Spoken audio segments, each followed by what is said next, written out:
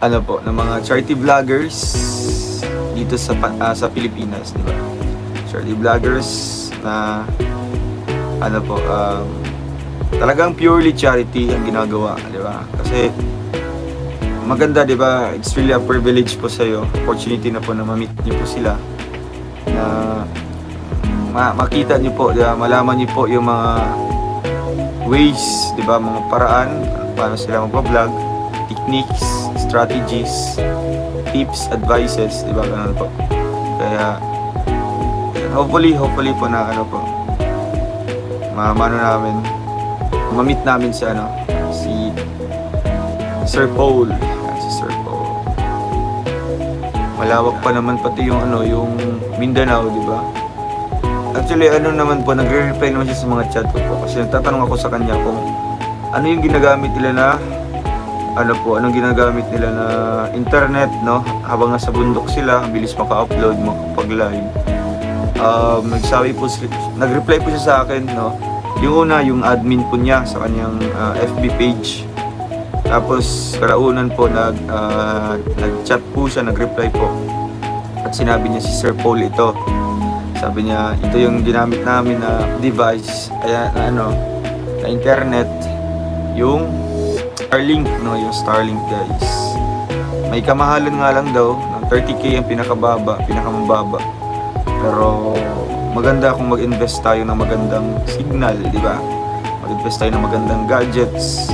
Kasi deserve naman din ng mga viewers natin na magkaroon po ng quality videos, diba? Mas lalo pa makikilala ang Roche community kung mag-explore kayo sa ibang lugar. Yes, yan po yung maganda, guys. Huwag kang mag-alala, may C130 tayo. Grabe si Tita Dono, C130 pero nakatayo. At please, wag mong gawin yung matutulog at tapos naka-charge CP mo. Ay grabe, guys. I think ito na yung second chance ko po. Second life na po ito. Nakakatakot, guys. Ayaw ko na maulit yun. Tapos naka-lock pati yung pintuan ko dito. Siyempre nagla-lock ako ng pintuan pag matutulog. And then naka-on yung aircon. Hindi naman kalakasan yung aircon. Wala, bigla na lang ako nagising, no?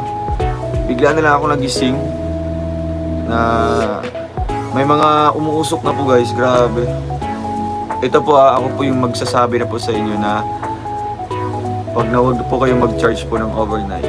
Kahit sabihin nyo pang ay original yung cellphone namin, original yung charger namin, basta wag po kasi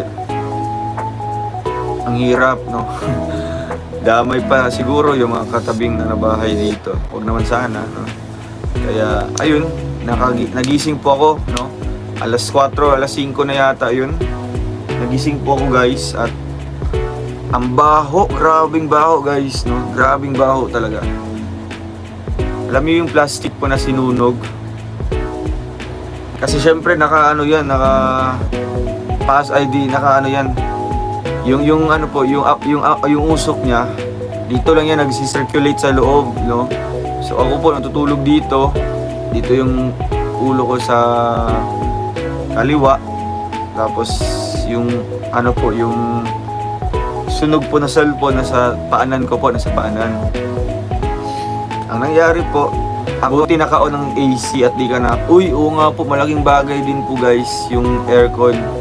Kasi siya, paikot-ikot lang yung hindi siya na nakasentro sa ilong ko. Kasi kung wala yatang aircon, siguro suffocation, grabe. Grabe, punong-puno talaga ng usok ng loob ng kwarto ko, guys. Punong-puno. Nakakala ko po, pagtingin ko, pagising ko, nakakala ko po, dahil lang sa binubugang hangin, no? Binubugang hangin sa sa aircon. Tapos nung naamoy ko na po amoy plastic, tapos mainit-init na sa mainit-init na dito sa may paanan ko. Pagtingin ko po dito, guys, akala ko yung nasunog yung iPhone ko po, yung iPhone 15. Tingin ko yung Android po. Yan yung pinakaunang phone ko po, no? Yung pagiging vlogger ko, yan yung pinakaunang cellphone ko na binili ko pa sa unang sahod ko. Yun yung cellphone na yun. That's all for now. Until next time. Thanks for watching.